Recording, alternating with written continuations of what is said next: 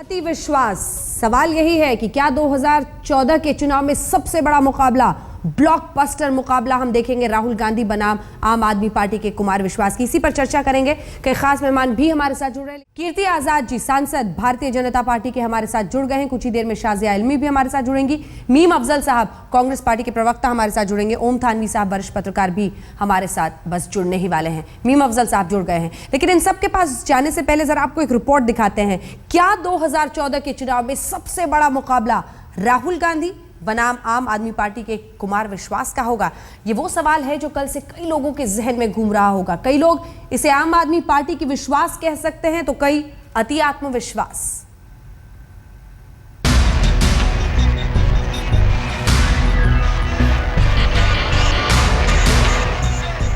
मैं इनको चुनौती देता हूं। कांग्रेस पार्टी बहुत मजबूत है। अरे साहब, अरुण जेटली की बात छोड़ दीजिए। हम तो अपने युवा हृदय सम्राट को तथाकथित युवराज से भी लड़ा सकते हैं, चिंता क्यों करते हो? कहते हैं विश्वास और अति विश्वास के बीच का फर्क बहुत महीन होता है।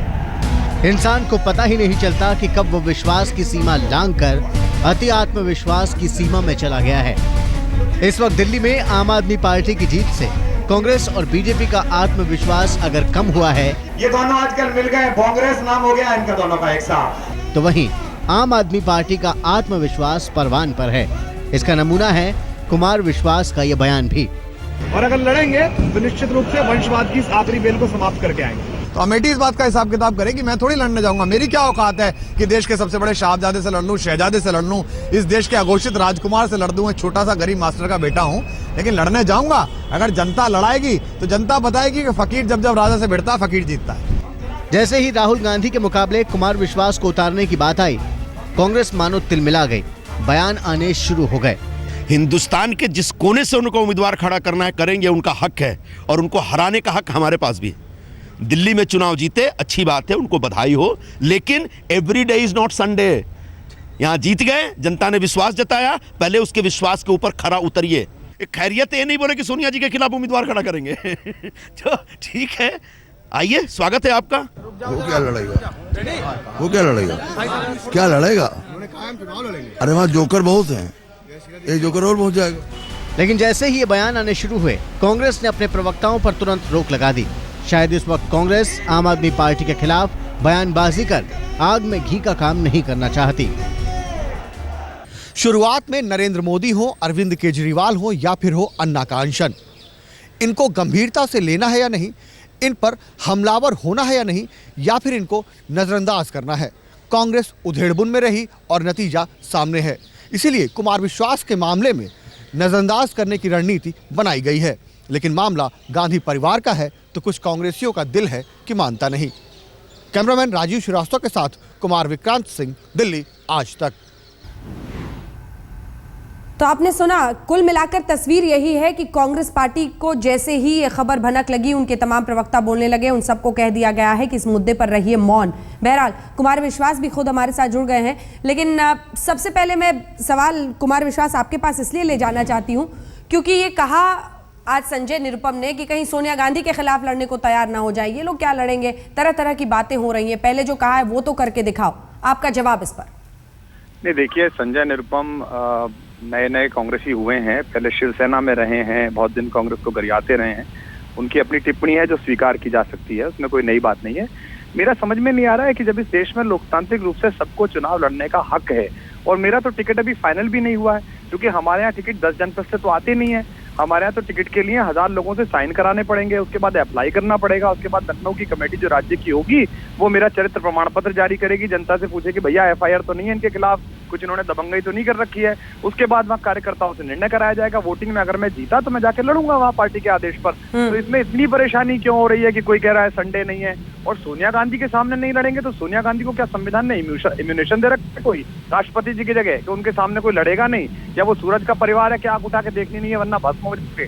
तो जो लोकतंत्र के बीच में इन्होंने राजवंश बो रखा है, ये बेनकाब होना बहुत जरूरी है। लंदन में महारानी का पोता तो फौजी वर्दी पहनकर लड़ने के लिए चला जाता है इराक, और जी। जहाँ देश पेन में रहता है और युवराज स्पेन में रहते हैं, हाँ। तो इन बातों का जवाब तो मिलना चाहिए। तो कुमार विश्वास की क्या औकात है? कुमार राजकुमार से कैसे लड़ेगा? मैं तो एक सामान्य से गरीब मास्टर का बेटा हूँ अंजना जी, कविताएं पढ़ पढ़कर 100 रुपए में सफर करके यहाँ तक पहुंचा हूँ।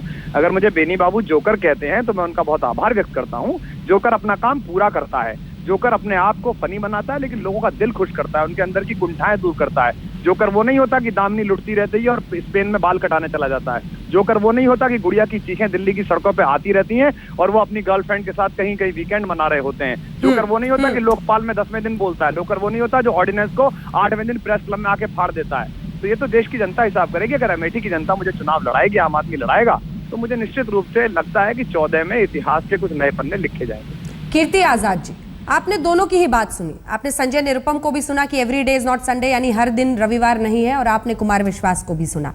अति आत्मविश्वास किधर दिखता है? देखिए, किसी भी व्यक्ति को अधिकार है कि वो चुनाव लड़े। कुमार विश्वास जी ने अपनी दलीलों को सामने रखा, शहजादे वाली बात उन्होंने की। दूसरी ओर संजय जी ने कहा every day is not Sunday. तो इन दोनों की बात है, इस बीच में मैं क्या कह सकता हूँ। लेकिन खुशी की बात यह है कि कम से कम जिस बात को माननीय नरेंद्र मोदी जी कह रहे थे शहजादे के बारे में, उस बात को उन्होंने पकड़ा है। और यह एक गंभीर मसला है जो पूरे देश को इस समय समझने की जरूरत है। लेकिन कीर्ति आजाद जी, भारतीय जनता पार्टी वो कितनी हिली हुई आम आदमी पार्टी की जीत से? क्योंकि इस तरह की अप्रत्याशित जीत की उम्मीद किसी को नहीं थी। ऐसे में सवाल ये है कि अगर किसी ने रास्ता नरेंद्र मोदी का रोका इन राज्यों के चुनाव में, तो वो आम आदमी पार्टी ने। ये भी एक सच है। अगर एक वाकई विरोधी दिखा कोई दिल्ली में, तो यही। एक राज्य में आप दिल्ली की बात कर रहे हैं, सबसे बड़ी पार्टी बनकर के सामने भारतीय जनता पार्टी आई है। आपने न राजस्थान की बात की, न मध्य प्रदेश की, न छत्तीसगढ़ की, कि न भूतो न भविष्यति। इस प्रकार से तो 1977 में भी इन राज्यों में कांग्रेस नहीं हारी थी जिस प्रकार से इस बार हारी है। तो इस बार 32 हमारी सीटें आई हैं। कुछ एक सीटों पे हम 500 से कम से हारे हैं। तो ऐसी जगह हैं। तो इनको स्वस्थ एक बच्चा राजनीति में पैदा हुआ है, अभी स्कूल नहीं गए हैं, स्कूल इनको जाना है। स्कूल में किस प्रकार से पढ़ते हैं, आगे किस प्रकार की पढ़ाई करते हैं, पास होते हैं, फेल होते हैं, मौका है इनके पास। अभी कांग्रेस ने कहा है कि इनको समर्थन देने वाली है। हमको कांग्रेस समर्थन देगी नहीं, आप हमको समर्थन देंगे नहीं। दो जो अन्य चुने गए हैं वो, उससे हमारी सरकार बनती नहीं। तो इनके पास मौका है कि दिल्ली को जो उन्होंने अपनी तरफ से आशाएं दी थी, कम से कम उसको कर लेवें। और जहां जहां लोकसभा लड़ना है वहां अवश्य लड़े, इनको रोका किसी ने नहीं है। लेकिन यह जब कांग्रेस इनको देने के लिए तैयार है, तो जो बिजली कम करने के बाद, बिजली के दाम कम करने की बात इन्होंने कही थी, लोकपाल की बात कही थी, 29 तारीख को दिसंबर को यह बैठना चाहते हैं रामलीला मैदान में, इनको ये सब करना चाहिए। बहुत अच्छा मौका मिला है इनको।